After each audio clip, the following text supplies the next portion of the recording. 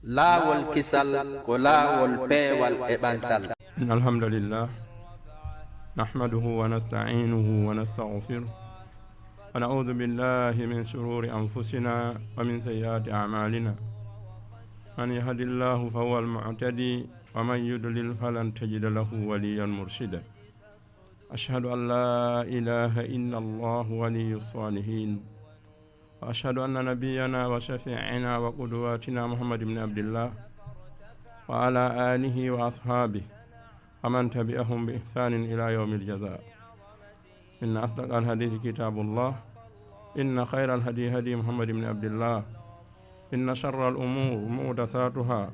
inna kulla muhdathatin bid'ah wa inna kulla bid'atin dalalah wa inna kulla dalalatin yulqi sahibu minan nar wa na'udhu billahi minad dalal wan niran. Ɗum no musidɓe an ɓawde yettuɗen Allah subhanahu wa ta'ala, on woodin ɗo en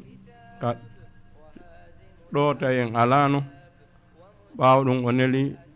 on e laaɗo e min Muhammadin sallallahu alayhi wa sallam. On tawi du'anagol mo ko moƴƴere wonande tagore nden, mawnintinade ma majjede no du'orante ko malki so tagore nden. Du'ani ɗen oɗo nelaɗo waɗaɗo barki, ɓawo ɗum qirritiɗen ko fewninorte nafa wo ko deftere Allah nden, ko ñentinte nafa ñentinɗo wo ko nelaɗo emen Muhammadin sallallahu alayhi wa sallam, kama qala ta'ala laqad kana lakum fi rasulillah uswatun hasana liman kana yarju llaha wal yawmil akhir. ɓawo ɗum kono yo musidɓe heeɗiɓe o radio boner radio moƴƴere wonande tagore nden e o sa'i men ɗo, mi jarni goto fo ka neniraɓe an e ka bandiraɓe an e ka karmakoɓe an e ka imamuɓe an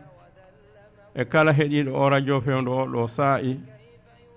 ko neɗɗo goto jeeyaɗo e ɓiɓɓe woɓɓe e moɗon, mawɓe woɓɓe e moɗon. ɗum noon mi hiwri on go hiwrango islamu ɗo. ɓawo ɗum mi wi'ani goto fof emen taqabbalallahu minna wa minkum. Mi torani en Allah e Allah jaɓan en dewe men ɗen e nde juldere yawtude ɗo ɗum ko donkin. Yurme yaafo wonande ɓe heɓɓe accident maayi arafa ɗo. Yo Allah yurme ɓe yaafo ene luttuɓe wurde ɓen. Yo Allah okkuren imanu billah, newnana en enen kadi yahugol totta hajju faridom mo Allah subhanahu wa ta'ala yewti ka deftere mum on. Si ɗo yawti musidɓe, hara yewtere men nden ko bangal neediji ko honno ne'itorten enen mawɓe ɓe ɓiɓɓe wonaɓe e jibinede, ha wawen enen kadi heɓude ɓiɓɓe fewuɓe tawɓe wonanayi e lonto moƴƴo, ɓawde tawata hiɗe wuuri hiɗe wooda ma si en maayi tawa ɓe acceten ɓen ko yimɓe rewoɓe Allah. haray ko laawol hongol hanude rewde enen neniraɓe e babiraɓe, ha ɓiɓɓe ɓen kadi wawa jokkitade ɗen taɓalle waɗaɗe barki moƴƴere ɗon.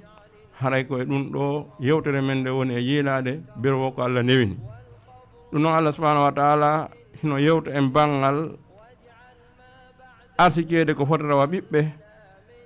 Allah subhanahu wa ta'ala no wi en ka deftere makko sellunde, a'udhu billahi minash shaitanir rajim, yahabu liman yasha'u inatha wa yahabu liman yasha'u dhukura wa zawwijuhum dhukuranan wa inatha wa yaj'alu man yasha'u aqima. ɗum noon Allah subhanahu wa ta'ala o tedduɗo mawnuɗo ɗo o qirriti ka deftere makko sellunde, o wi kanko Allah subhanahu wa ta'ala himo okka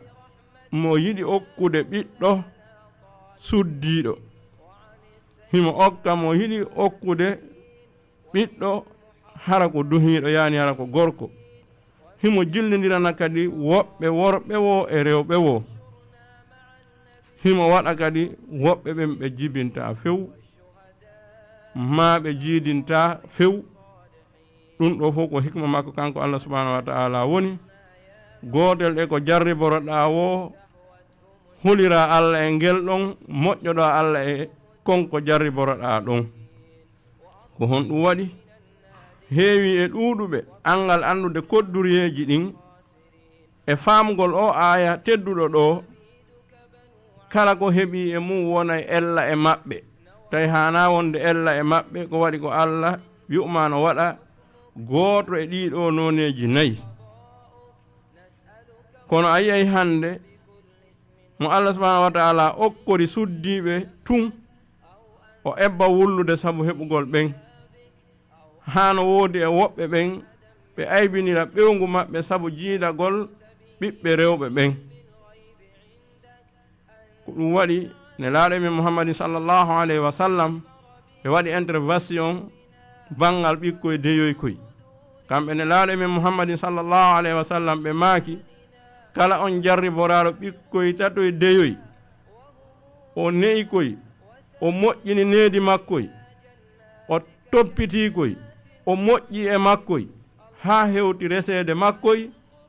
Allah waɗi mo sabu o suɓani ɓe handuɗo e resudoɓe on o resini ɓe tawa ko gorko hulowo Allah anduɗo deftere Allah nden andi sunna nelaɗo on andi haqqe neɗɗo o resini ɓe oɗo hara ko on mo nelaɗo Allah on maaki ayn atakum man tardawna dinahu wa khulqahu fazawwiju si ari e moɗon haɗo jinɗo e ɓiɗɗo mon mo newɗon e dow o dawil kitabi wa sunna mo yiɗuɗon mo yiruɗon yani honɗum mo yiruɗon jikku labaɗo man tardawna dinahu wa khulqahu mo wela ɗon diina muɗum e jikku muɗum haray hittine okkon oɗo joni noon si a neyirimo ni Allah newinanima a okkiri oɗo sifa o mo nelaɗo sappanima ɗo o wi haray an e maɓɓe ɓe ɓaniri kolli maɓɓe ɗiɗi ɓenni hakkude moɗon ka aljanna haray no wawi waɗi kolli ɗo ɗiɗi ka hollugol en haray ɓural mawgal no woodi e okkede ɓiɗɗo debbo ma ɓiɓɓe rewɓe moƴƴo e maɓɓe yurmina ɓe hara wa ali wa aslul jahiliya wano andirno ɗen heewi e aslul jahiliya kaɓe jasayno ɓikkoy ɓe ubba hay qur'ana no yewti en o irridiga qur'ana selluɗo ñande koye ɓikkoy ubbano koye landitora ko honɗum e golle ɓe wanno ha ɓe ubba. ayi holli ɗo landitede ɓikkoye ndewe ubbano koye koy ko honɗum koye ubbirano yani jasano koye ira tawi no wuuri koy ɓeɗo landitama ko honɗum ɓe wanno ha ɗum waɗi holli ko jasunoɗo ubbi koye on yani ko jasnoɗo iri koye on ko ɗo ɓuri marde nden ñande probléme yo Allah dandu en wadde sifa ngun jikku ma jogade kin haqqi e on faamu hara ko hulirɗe waɗugol ɗum ko fiwata e nangue kono mettede on sabu jibinande ɗe ɓikkoye deyoy koye haranno e ɓerɗe meɗen yo Allah dandu en jeeyede sifa ɗin jikkuji ko jikkuji yimɓe bomɓe ko jikkuji yimɓe ɓe andano diina woni ɗum ɗo ko waɗi noon ka ɓiɗɗo gorko e ka ɓiɗɗo debbo ɓe fof ko handuɗen ko torade ko Allah waɗu barki e maɓɓe ko waɗi noon heewi e aybiniɗoɓe ɓewgu mum sabu jiidagol ɓiɓɓe rewɓe tun tawi noon a toñaymo woni fi honɗum an o duhiɗo a sanku ko sankuɗa kon fuɗi ɗum noon haray felore ala e ɗum ko handani en ko jaɓugol ko Allah wi kon himo okka mo yiɗi okkude ɓiɓɓe yani rewɓe himo okka ɓe o yiɗi okkude ɓiɓɓe worɓe himo jillidirana ɓe worɓe e rewɓe. ɓaawo ɗum ne laaɗo e meɗen Muhammadin sallallahu alayhi wa sallam ɓe maaki wondema ɗaɓɓe ka waɗon awdiji monɗi fi honɗum innal iqala dassasa ande ko wiyete ɗaɗoy kon koko reggodirta ko honɗum o faandi kanko ne laaɗo men Muhammadin sallallahu alayhi wa sallam ko andi golɗen ko hombo jombeten fi ɓiɓɓe heɓotoɓe ɓen yo wawi heɓede no wallidirire no ɓe ne'ire ka dina islamu ɗo tawa wawa en nafude wano ne laaɗo men Muhammadin sallallahu alayhi wa sallam ɓe maaki tunkahul mar'atu li arba'in suddiɗo no jombire sabu piiji nayi wali jamaliha wali nasabiha wali diniha fasfar bi zati din taribat yadak o inni wondema suddiɗo no jombire sabu imo jogii ŋari, himo jombire sabu imo jogii dambe, himo jombire sabu imo jogii jawdi, himo jombire sabu imo jogii diina. Nelaaɗo e men muhammadin sallallahu alayhi wa sallam as-sadiqul masduq o wi mi sappinima an o julɗo ɗo si ɓeeɗi ɗo non ɓeetato nayo non darike haray suɓo neɗɗo diina on jungo ma ngon barka ko sankata e mum kon nafoore heɓo e muɗum. ɗum noon haray o hadis ɗo no heewi e mawɓe men ɗaɓɓitaynoɓe mo huutora ha tawi nafoore no yaltude e mum. no woodi hande tawoɓe wana ɗum ɗo woni e tefude ko kañum ardata emo faala jombude on, hawnaki ɓe yaadino ka place ji, hawnaki ɓe yaadino ka hôtel ji, hawnaki kala ellaji ko jombidirɓe hanano fijirde, julɓe moƴƴuɓe hanano wadde, taw ɓe waɗi dino ɗin ɗon si ɓe ara ɓe hollay ɓe faala jombidirde. ɗum ɗo haray baabiraɓe ɓen e neniraɓe no hani wattande hakki hula Allah, rento e sifa ɗin jikkuji ɗon ko yimɓe majjaɓe diina, majjaɓe si maayi immite to ko ɓen waɗata sifa ɗen golle e angal andude sharia islam on ko honɗum ɗaɓɓi e ɗum ɗo, ko ɗaɓɓi e ɗum ɗo ko nde hiɗa faalaɗa ɓewngu koya ɗaɓɓirde laawol islam. laawol islam ngol o wi'uma si ɓeeɗo nayo non ardi hara yehi ɗaɓɓu jon diina on jungo ma ngon barka. ko waɗi noon si en ndaari hay wano colni ɗin ɗi eɓɓane ɗi prépare ka ɗi wallinta woofonde majji on ɗon ɗi waɗa ñakka kan fin ha wata woofonde ndin fusu si nde waalike ɗon. tawi jaka ko enen bani adam ɓuri handude e jogagol kin haqqi e ngun faamu ɓuri kon koymum munti hoy ɗon. wana fi hande ɗuuɗi e occidentaux koɓe yiididi ha haqqi maɓɓe jofi ɗuki kin suɓaniɓe yoɓe heɓu feere nde ɓe ɗaɓɓata nde gorko jombata gorko, yani nde debbo jombata debbo. ɗum ɗo ko lundi sariya Allah on, ko lundi sunna nelaɗo on, ko wonno sabu halkirede yimɓe Lut woni hande no fijirede hoore leydi ndin. eɗen toro Allah subhanahu wa taala e wurtu tagore nden e ittugol ɓe e nden majjere ɗon adda ɓe daw il kitabi wa sunna ɓe woɗɗito e bangal ɗen golleji bonɗi ɗon. kono ɗum no anini fi hon ɗum ko suuri ka portoɓe wo huɓɓay haa ka meɗen ga ha hewtoya Fuuta Jallo. haray miɗo huli ɗum miɗo suni wota ɗum juutu welsinde ha ñande go gorko jogoyo gorko ha hewtidaka yeeso mawɓe mum wiya ko omi faala yo jomba. ko waɗi noon hanki hari ko nanirten ko peeji occidentaux goɗɗo no yii suddiɗo welowo ɗum no faala yo jombu ɗum adda yeeso mawɓe mum wiya ko oɗo mi faala yo jomba nan. hande ɗum jindi ha hewti ka meɗen ka wonɗen e ndi leydi ɗo ha hewti Fuuta Jallo. haray ɗum ɗo no holli wana sifani mawɓe men ɓen kañum jogorno haqqi e faamu fi ɗaɓɓugol ɓewngu. tawi kadi se en ndaari fi ɗaɓɓugol ɓewngu hiɗen hani taskade ɓuri ko taksoto ɗen fi ɗaɓɓugol awdi. fi hon ɗum hande hiɗen andi ko faalaɗo awdi tigaje ɗen ko honɗe gasata wonde awdi, ko honɗe gasa wonde poosu e gasatake awede. kono woniri kaabaje ɗen si hajumen yani e waɗugol awdi en ittira e ley ittiren dow ko hakkundeje ɗen aweten. ɗum ɗo fof ko honɗum tindini ko andugol e laawol ka rewen fi awdi ndi aweten ndi yo fuɗu hara si fuɗi nafay. jaga ɗum ɗo ko ɓuri handude ko enen ɓe o bani adam teddiniraɓe ka qur'ana sifi wala kad karramna bani adam kon ɗi men teddini bani adam. ko ɗo ɓurno handude ɗaɓɓugol ka waɗata awdi mum ndin ɗon hara kono Allah tindiri noon kono nelaɗo Allah on holliri en noon hara ɗum ɗon no yoni en. si ɗum ɗo yoni en tun ko waɗeten ko waɗete barki ko heɓoto kon kadi waɗe barki. haray ko joɗɗinimmi e yewtugol nde toɓɓere ɗo ko ɗuuɗuɓe hande ɓiɓɓe meɗen fuutori en. ɗum noon haray enen tigi e wi'i heɓugol jawdi ndin sartaka ko non woniri kadi heɓugol ɓiɓɓe ɓen tun sartaka. haray ko honɗum woni moƴƴere men nden ko wawugol newgol ɓe no Allah subhanahu wa taala yamiriri noon. ibadallah man ruzik al mal wal walad faqad ruzika khayran azima. kono yo jeeyaɓe Allah musidɓe an heɗitiɓe an e o saayi ɗo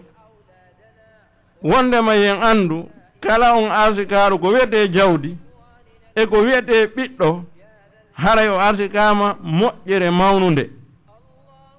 wa man shakara allahu ala nicmatihi zadahu minha wa kana allahu shakiran alima. kala on yettirɗo allah e dow neema ko o neminirimo,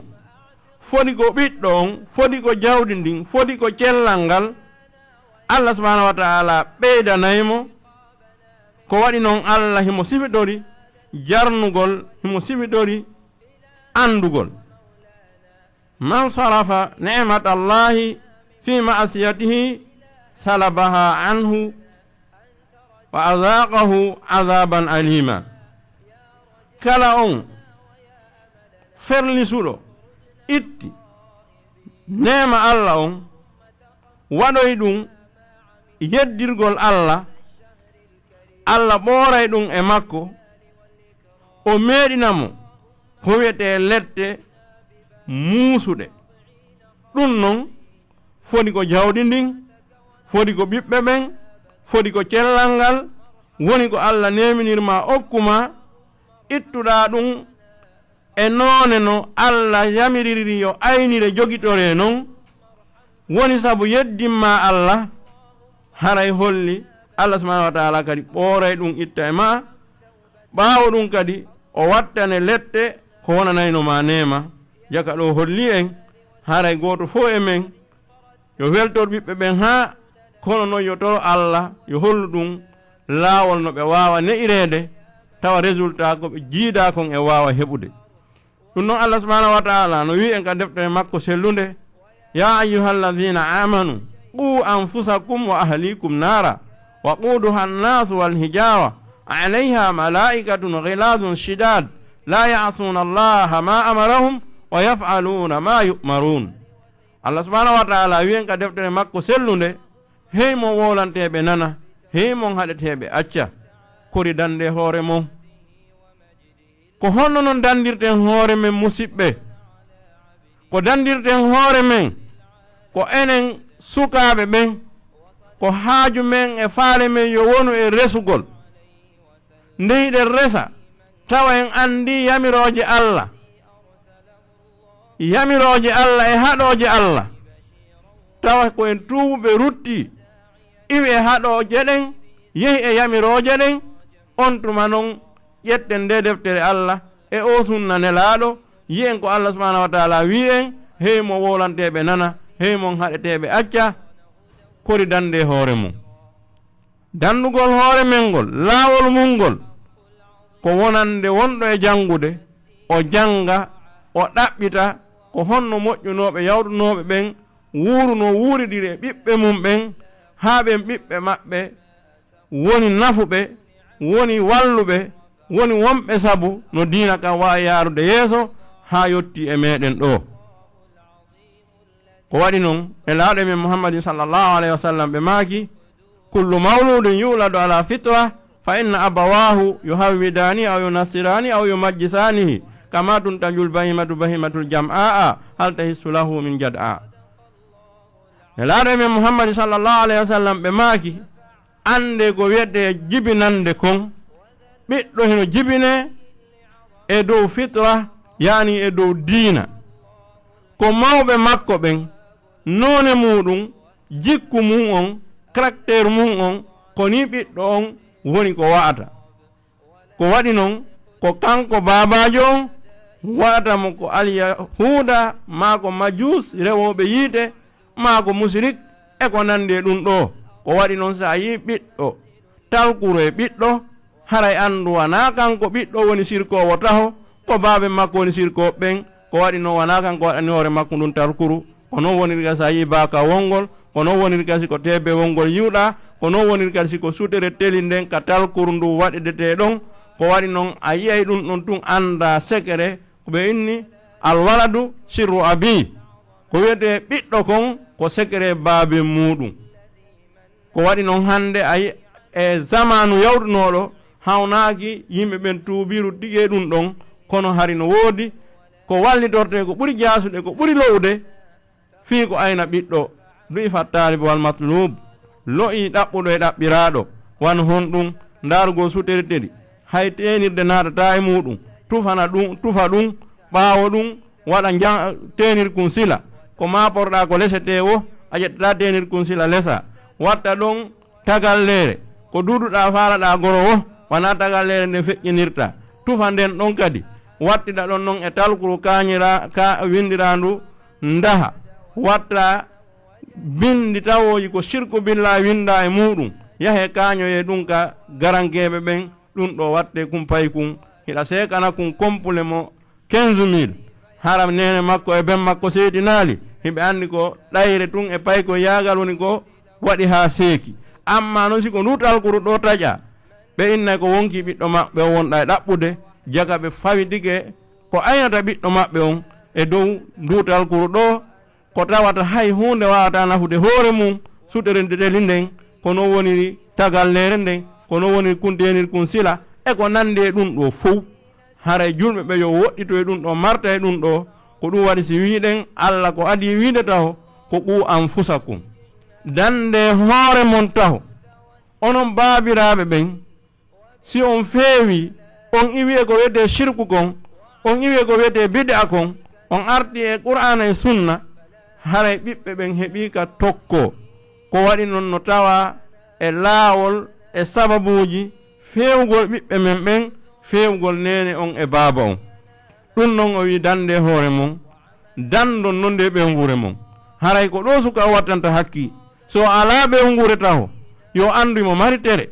ɗe tere ko lanitoyoteɗe ɗe gite maɗen ko honɗum darirnoɗa juuɗe maɗen ko honɗum memirnoɗa yawdu ma ɗum koyɗe maɗen ko honto yarunoɗa awra ma on ko hombo rendiduɗa e muɗum ɗum ɗo o landitoyte yawmal qiyama hayso ala ɓiɗɗo hay goto taho ko so o wawi noon ɗe tere ɗo fendo o woni sagata o jangi o faami diina o huli Allah o martidi ko wiyete shirku o martidi ko wiyete bid'a o martidi ko wiyete zina on tuma noon o fewta e Allah o ɗaɓɓa ɗon ɓewngu o suɓa sifa o suddiɗo mo adorno ɗen ko nelaɗo Allah wi fasfar bi zati din taribat yadak ɗaɓɓu on jogiiɗo diina jungo ma ngon newyan jungo ma ngon barka jaga ko oɗo suddiɗo ɗaɓɓete en wi kadi duhiɗo ɗaɓɓete ɗon ko on jogiiɗo jikku laɓaɗo tawa kadi ko jogiiɗo diina jaga no woodi jogiiɗo diina tawa jikku ngun no kaanirimo no joodi jogiiɗo yani jikku laɓaɗo hara diina kan no mankirimo ko beeɗin ɗon fof ɗi timma ko honno noon andirɗa jogiiɗo jikku moƴƴo on ko si tawi goo on hoɗidi ma goo on ɗiɗi on voyage ma on kawtiri foti ko ɗaɓɓere kawtirirɗon ma foti ka suudu ɗiɗo fof ko andorta kon wiɗen ko piiji tati goo on voyage ɗiɗi on kawtiri tati on setodi ɗiɗo haray no andora moƴƴugol on tigi on e muññagol on tigi ngol no tawa noon e wayasi on o anda a jogaki hunde lannirima ɗo ɓuratamo andude ɓuri si tawi ka jippa o a adda seeɗa o adda seeɗa ha wuren ko awne wiide mi yoɓanayi en ɗo en andi ko oɗo gorko hokkete en andi ko oɗa suddiɗo ɗaɓɓete joni noon si tawi en woni fewɓe wano no Allah subhanahu wa taala wi dande hoore mon on tuma noon dandum ɓewngure mon nde ko waɗi noon haray hen andi nelaɗo men Muhammad sallallahu alaihi wasallam ɓe makani e wondema en andu wano aya qur'an on tindiniri noon ko wi e wondema qu anfusakum wa ahlikum nara wa quduha annasu wal hijara huɓɓitirtenge yimɓe e huɓɓitirtenge kaaƴe tawi ɗum no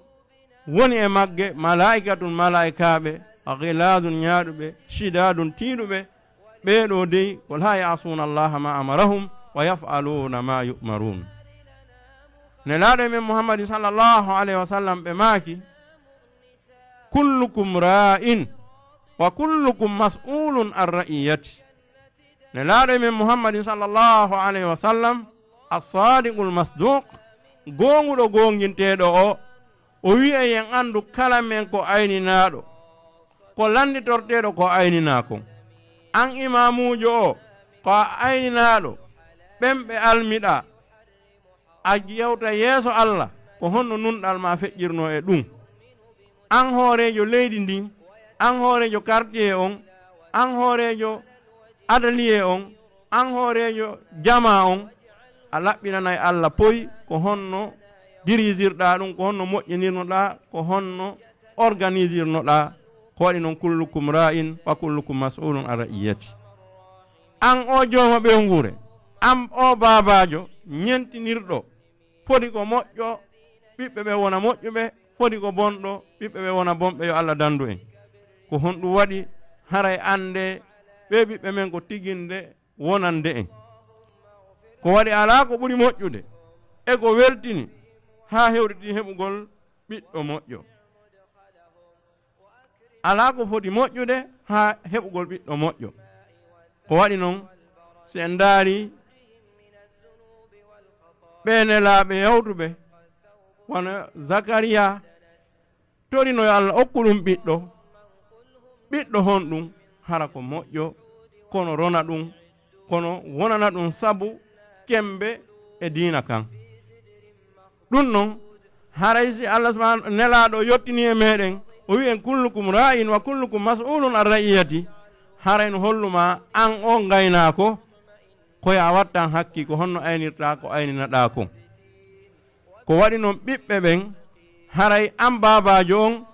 hiɗa halfinaɓe ka hollugol ɓe nunɗal e ka hollugol ɓe goonga e hollugol ɓe hoolagol Allah subhanahu wa ta'ala ɗum ɗo fof heɓi ke wo e jungo neɗɗo janguɗo diina hulowo Allah ko waɗi noon haray ɓiɓɓe men ɓen ko e meɗen ƴettata exemple haray enen babiraɓe ɓen e neniraɓe ɓen ko en ardinan ɓiɓɓe men ɓen laawol labangol ko waɗi noon hande se yi ɓiɓɓe ɓen no yalti haray ko enen babiraɓe ɓen e neniraɓe ɓe welsidi haray noon no tawa e sababu ko wawata okkude ɓiɓɓe ɓen ko wiyete needi kon goo on heɓugol debbo moƴƴo on ɗiɗi on si on debbo moƴƴo heɓike tawa ko ñiiɓowo ka suudu kama qala ta'ala wa qarna fi buyutikunna wala tabarrajna tabarrujal jahiliyatil ula ñiiɓe ka suudu wano ala ɗum no ñiiɓire e hoore nden noon yo suddiɗo on wi'u paɗe mum ɗe yo wi'u wondema o lanni julne ɗiɗi julne tati kono wata wi'u paɗe makko ɗe yonata yontere haray ɗe taƴi holli haray o jooɗaki so a yi noon nelaɗo Allah subhanahu wa ta'ala yottini e men yo worɓe ɓen yo suddiɓe wonka cuuɗi ande dey ko moƴƴere men nden ko si ɓe woni ka cuuɗi ko ɗum waɗi nelaɗo men Muhammad sallallahu alayhi wa sallam ɓe maaki khuruju nisa fitna yaltugo suddiɓen ko fitina hanki si en anda ɗum hande en andi ɗum fi hon ɗum hande sa yehi ka marché ji ata kamɓe suddiɓen ɓuri ɗuɗde sa yehi ka bureau ji ata kamɓe ɓuri ɗuɗde toon tawi noon ɓeeɗo ko acciranoɓe aynugol ɓe ɓiɓɓe ɗo ko waɗi noon hande ɓiɗɗo ko handi e makko ko nene makko ekkitata mo no o jangira e nokkiri buy ɓawde o naɓa ka l'école haray hara no woori ka o rutto o arta kono hande a yiyay duhiɗon hay ɓewngu mum no ado ɗum yaltude ka suudu si duhiɗon noon adike adama yaltede ka suudu tawi ko an babajo on heddi toon nenejo o yaltino gila e 6 heures an babajo a wonile ha 7 heures o ɓiɗɗo le tawi be itta kooƴe tawi ko an ittintamo kooƴe a ittinaymo kooƴe an babajo on hawnaki so itti kooƴe kadi o wi'ay po on baba tawa kadi be ɓanna po on si o beebi kadi le haray wi'ay baba mi gayni so wi le baba mi gayni haray holli kadi a lotanaymo boɓi ɗin wonno le kadi haray ɗa ciiɓorade fi hon ɗum waɗi ɗum ko ɓay debbo wi'anoɗo yo won ton kipa ɗum ɗon on o wonali an a woni to wi'anoɗo yo yaltu golla on yo yaltu faggito on ara wurna ɓewngure nden tawa hiɗa wawi wiide yo acce ko ɗum ɗo waɗi a looti boɓi bobo ma on tawi ko nene makko lootayno boɓi ɗin an kipa fi ordonnance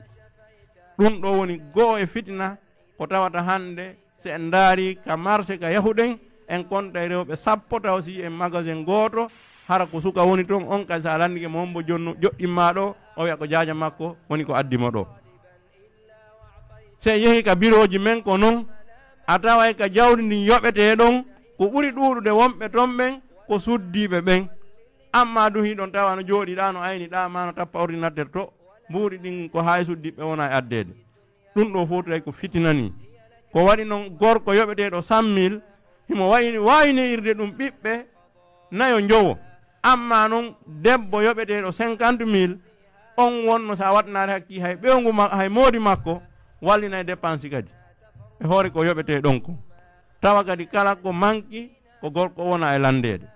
ɗum ɗo harayno tindini ko nelaɗo Allah subhanahu wa taala wi yoɓe deeƴuɓe deƴƴa ɓe wona ka cuuɗi ɓe janto ko jippina e maɓɓe gon ɗum ko Qur'an, ko ɗum ɗo woni résultat labaɗo on. ɗum ɗo ko mande e ne'agol ɓiɓɓe ɓen si tawi wawi wonirde noon. si woni raali noon e wakkilo to kono kara han ɓikkoy koye ronkirta wonde ɓiɓɓe taraw fi honɗum. si ɓiɗɗo ma o yehi ka lekkol an e nene makko o yaltidino toon ɓe yalti ka lekkol, goreɓe makko fof hooti lootoyke soƴƴi ardi, amma kanko mo jommanna 50 ma 50 mo wiya yo soodu ceke o ñaama o ɗaɓɓa ndiyan o yara. ɓaawo ɗum ka fuɗɗoro on fottayi ka suudu wonno ara o tawa baba artali nene artali o wongira ka tiinde dambugal o a gerto koɗal. oɗo noon ko gila ka fuɗɗoro juula o lotto o fowtoto. oɗo e kipaɗo wondema o yehi ka lekkol o arti o ñaami o fowdike seeɗa o yilɗiɗike, ɓawnde o artimo jaɓɓede o looto kadi o kipe. holli ɗum ɗo wona ɓiɓɓe ɓe wona gootum. tawa kadi hiɗen ɗaɓɓi ko ɓuri bonde e cenɗe goo, kono no moƴƴi kadi e cenɗe goo. honɗum ko fottawa télévision. ko waɗi ko wiyete télévision kon hande siko a moƴƴo télévision ma on ko moƴƴo wonata, siko a bonɗo télévision ma on ko bonɗo wonata. ɗum ɗo holli honɗum hande siɗa faala awditi scène awditi télévision ma on siɗa faala gila bimbi ha kikiɗe a yiyata ton ko harmi no wodi scène jigo wano woni kadi scène jigo si a awditi gila bimbi ha kikiɗe a yiyata ko dagi ton. haraɗa ƴetti ɗum ɗo kadi naadi e suudu hiɗa wiide ko fiyata ɓiɓɓe ma ɓe yaltu ndaroya nokku goo, wona darsuji ɗi ɓe rewtoy ɓe finaɗi ɓe woni e rewtade. ɗum ɗo haray wawata wonde ɓiɗɗo moƴƴon e sifa ngu jikkuɗo. ɗum ɗon haray neniraɓe an baabiraɓe an hiɗon ɓurin mi andude laawol no rewirten ɓiɓɓe men ɓen feewa. hono ɓiɓɓe men ɓen feewirta ko labudda nenejo on babajo on janga o anda Allah o anda nelaɗo, ɓaawo ɗum o wona sabu no ɓewngu makko jangira,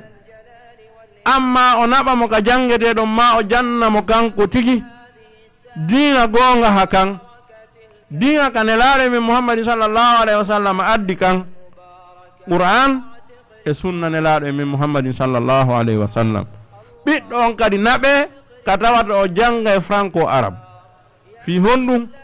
hande sa yi Allah subhanahu wa ta'ala ko wi en ka deftere makko sellunde ko iqra bismi rabbika alladhi khalaqa, jangu inde joomi ma on taguɗoma,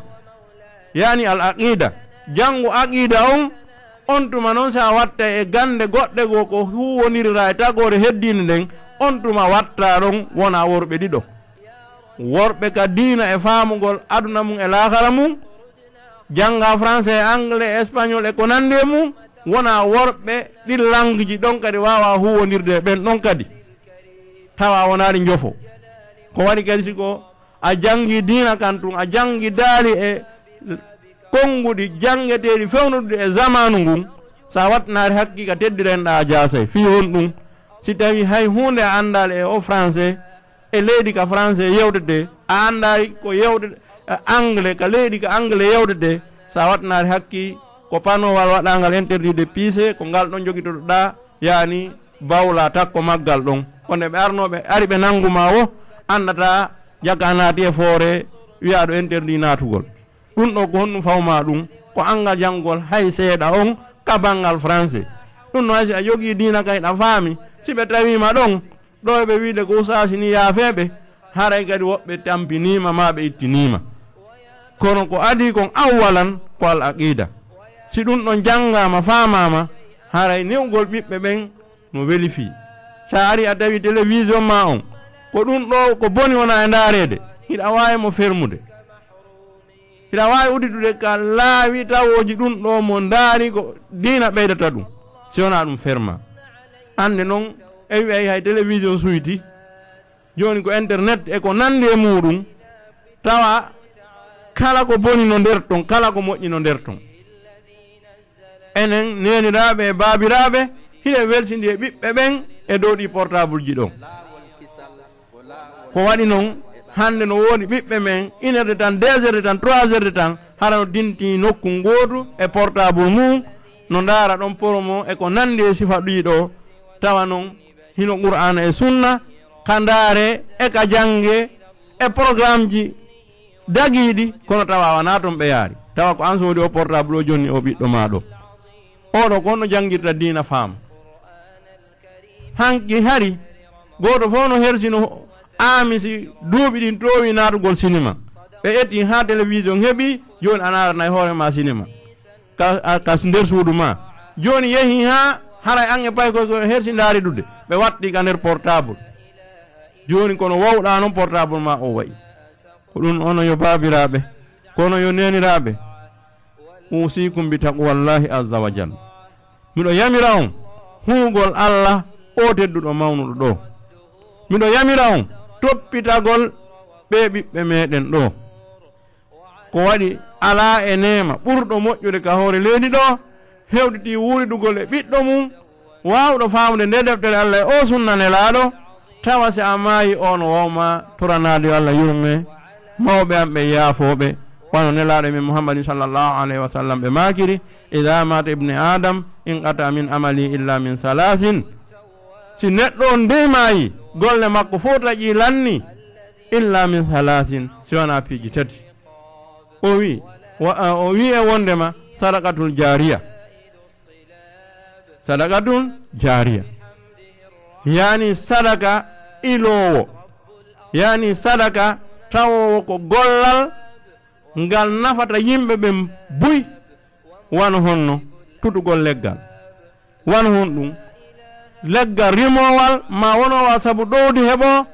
tawa noon nde ɗa tutal ngal ɗa anni ko fi Allah wonɗa ngal e tutirde hara kingal fuɗɗike rimude akko yalingal ko wiyete kuyugol ko kala tettuɗo ɗo lemunere ma mangore hara ɓe nangaymo saabu o wujji mangore ma lemunere tawale wonde woɓɓe ko heege ƴettiniɓe wana bonki hara akko yaringal ɓawo ɗum e warugol ponji e wallugol miside muɗum fof no maapori ndiyan walla ɓe fi ndiyan ɗum wiyete sarkatul jariya e ko nandi e fi mum no yaaji ɓaywana mawdu fi sarkatul jariya ɗum ɗo no tawa e ko tawoyta on tigi ɓawde o maayi awol immun yuntafaw bi ma gandal ngal no nafitore wano Allah waɗiri sabu ɓe hooreɓe meɗen wonanɓe yoppugon e kala ko on tigi wawi wonde wonɗo sabu finançal ngol en fino ɗi konngudi ɗo yottora e musidɓe ko neniraɓe ko babiraɓe ko ɓiɓɓe ko miññiraɓe ko sadakatul jariya ni e ngal gandal wona ngal e arede yewtire ɗo tawa nde ngal yewte ko sabu Allah ngal wona yewtirede ko ilmun yuntafaw ko gandal ngal no nafitore ma wallito fagol defte ma jannugol ma waajagol harayɗa anniyori ɗum ɗo fof khalisan li wajhil karim ɗum ko sadakatul jariya siɗa wuuri a nafitorte ɗum ɗo si a maayi tawoyte ko ɗum waɗi yuɓɓowo yewtere woto wi en wondema woodi e wuuruɓe tawa hiɓe hatta hiɓe waywa mayɓe woni ka nder leydi woodi e mayɓe wonɓe ka nder leydi tawa hiɓe waywa wurɓe ɗum ɗo ko qiriɗi ɗen seedi ɗen sen daari hay o suka goto maninkajo mo wondunoɗen wonnoɗo e jangude janna yimɓe ɗo no wiye camara on so en nanimo albayan wa'ana en wasimo wuuri sen daari ceernoɓe meɗen gila saudi e ko nandi e ɓeeɗo ɓe kadi a tawa e wuuruɓe maɓɓe hino nafi en hiɗen nafitorde e mayɓe maɓɓe hiɗen nafitorde hiɓe way wasi ɓe wuuri moƴƴi yuɓɓuɗo nde yewtere ɗo o labini nde yo Allah jeynu en e ɓen tawata en nafitorde ka wuruɗen ɗo ɓawde mayɗen kadi tawa nafa ka accuɗen ke wawde nafitorede ko waɗi ko wiyete julɗo moƴƴo koyo anniyo e nder gurdam makko wooday kanko kadi ko gollani nation on tawa ɓe heɓay ka nden nafoore ɗon saabu ko wuranno ari ka aduna ɗo ko o wi en ɓaawo ɗum wa waladum saleh yad'u lahu ba'da mawti e accugol ɓiɗɗo moƴƴo kono du'ano ɗum ɓaawo o maayi ko waɗi noon ko accunoɗa woosi wona ɓiɗɗo moƴƴo on annduɗo Allah andi nelaɗo ñande mayɗagoy kala mo yiide a tawa mo ñirɓini mo ɗibbini haalandige mo honɗum waɗi je perdi mon papa ko pellet o perdi papa makko fi honɗum papa makko hollarimo diina hollarimo islam hollarimo haqqeji tagore nden ha o maayi o acci ko femmiɗo rok o acci ko yuppuɗo tuuba o acci ko waɗɗo débardeur o acci ko jokkuɗo rewɓe janamɓe pellet o perdi ben makko sino ɗaɓɓede perduɗo ben mum ko sifa oɗo noon ko yontere sunoto lewru sunoto siɗo yawte o yejjitaymo marno baba amma noon an neiraɗo deftere Allah nden e sunna nelaɗo on andina haqqe Allah e hoorema andina haqqe nelaɗo e hoorema andina haqqe mawɓe mum e hoorema andina haqqe tagore nden e hoorema si ɓeeɗo faadige ka waɗɗa dewal moƴƴal wo andi tawi hiɗa mari mawɗo wonɗo ka nder leydi tawa hay ka ɓe wurunoɓe haton jini e du'a itte sikke sa ɓe watta ka nder leydi tawi on tuma ko nafoore men yottoto e maɓɓe wona nafoore maɓɓe yottoto e men ka ɗuuɗuɓe majjuɓe tororta mayɓe tawi noon nafa kan ko ene wurɓe ɓen iwata yaha e maɓɓe kamɓe mayɓe ɓen wona nafa maɓɓe iwata ton ara e meɗen ko waɗi noon du'orgol maɓɓen ko sirk haray rentoɗen e ɗum woɗɗitoɗen e ɗum si goɗɗo wuuri ha maayi kanko e golle makko e ala tawara moƴƴi feewi amma a luttuɗo wuurde on toujours ko a jonnanmo du'a ɗum no wawi wasa a woni ɗo a jonnani mawɗo ma fuuta jawdi koɓe maapori ɓe ɓeyda e weltanade ma ko noon kadi si tawi tu mawɗo ma maayi hara jokkintingol du'a no ɗaɓɓira sa e waɗɗa ibada o ko waɗi noon ko faggitande nde ɓe faggiti feendo ɓe wuruno anden noon heɓugol ɓiɗɗo moƴƴo e o zamanu mo wuruɗen ɗo fofo e ngaamelo e yurnitiɗo jawdi mum wata heɓde ɗum noon haray koko ɓurɗum mi andude e o programme ɗon yani on tigi wona e wakkiliɗo wona e etiɗo no tippirde e aduna tippira fiyo ɓiɓɓe mum ɓen andu ko honɗum nafata ɗum aduna mum e lahara mum wawa kippude ɓe fiino ɓe jangira diina kan wawa hollude ɓe needi e dow no salafu salihi ne'irayno ɓiɓɓe muɗum ɓen noon ɓe wawa andude ɗum ɗo hara koye hoore ɗum ɗon ɓe wurata si wawi wonirde noon haray nafa ko wuruɗa kon heɓoto ɓiɓɓe ma ɓen kadi heɓay nafa tagore Allah nden kadi fof heɓa nafa ɗum noon haray ko hanani ɓiɗɗo gorko enen mawɓe ɓen ko en jogiɗo ɓiɓɓe ɓen silaka ɓe woni paygoy ɗo fiyo ɓe woni e kanŋe ɓawde ɓe heeɓi duuɓi 15 nawri dow ɗum noon haray ko non woniri jikku ɗuɗuɓe e meɗen yo Allah wawnu en ɗum ayibeji ko woni e mum kon yo Allah dandu en newinana en no wawi neirde ɓe ɓiɓɓe ɗo e dow no Allah subhanahu wa taala yiɗiri welira ande résultat men moƴƴo on ko accugol ɓiɗɗo moƴƴo sabuna ala ko ɓuuri tonade hewditi mayugol acca rewo o Allah ɓaawo muɗum jaga si o ɗo toni ke heeɓi o bone moƴƴere ɗo holli kadi de sa acci yuppuɓe tuuba no jaato rewɓe ma no jaate ma no heɓa fattu ɗo kadi yottoyto e ma si tawi a haɗano feeɗo wuruɗa haɗande qirritande moodi kaari no wakkili o ronku tum ko waɗi noon hiɗa ronka buy noon sikka e goɗɗo ronkata ɓiɗɗo mum hiɗa ronka kono noon koye a wakkilo ha anɗo a ronku Allah seeditanoma julɓe ɓen seeditanoma ɗum ɗo haray bone maɓɓe on ɓaawoma wawata yottade e ma ton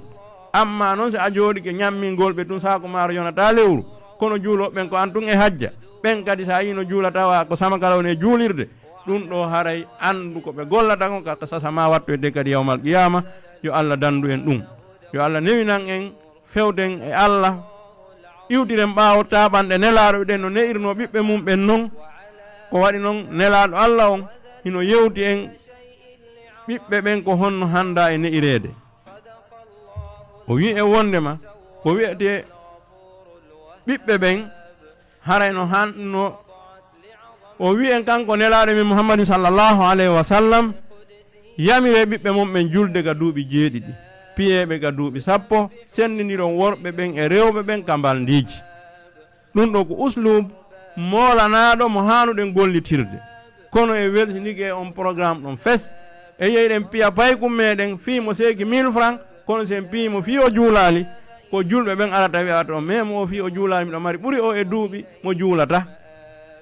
sa o seeki 1000 francs on ɓe ari kadi ɓe landike makko honno o waɗi a wi ko o 1000 francs ɗo o seeki ɓeyna son piyali mo moƴƴa ko 10 000 o seekoyta jaka valeur on ka maɓɓe ɓuri julde nden 1000 francs on ɓuri julde nden ka maɓɓe ɗum ɗo haray wattane hakki andine ɓiɓɓe men ɓen ko diina ka woni valeur on si ɓe nani ɓe jaɓi ɓe neɗitori diina kan kama e maɓɓe ɓutti si tawi ɓe neɗitorali diina kan haray a wakkiloray fi yo Allah fewnane ɓe ko waɗi noon ko Allah jogui peewal ngal ɗum noon musidɓe an haray tan on ko ɗo woni e ari haray si feewi moƴƴi ande koko immori ko Allah subhanahu wa ta'ala si woodi toon ko fayini ko laaɓali haray ande ko fanɗugol faamu ngun e ko honno gasite yottinirede haray miɗo torano Allah yo Allah hawrinde en ko yiɗi o wela ɗo wiyan astaghfirullah miɗo wiya astaghfirullah li walakum wa li sa'iril muslimin min kulli dhanb fastaghfiruhu innahu wal ghafurur rahim. laawol kisal ko laawol